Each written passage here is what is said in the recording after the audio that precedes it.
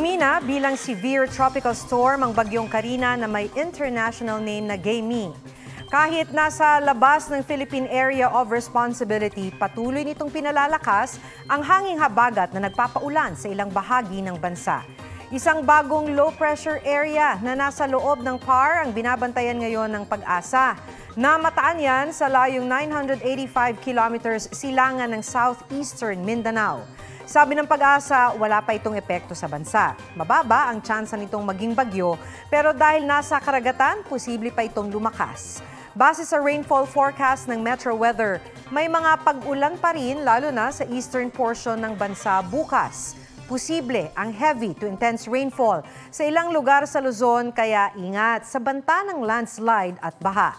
May kalat-kalat na pag-ulan naman sa Visayas at Mindanao. Sa Metro Manila, meron pa rin tsansa ng ulan, lalo bandang tanghali at hapon.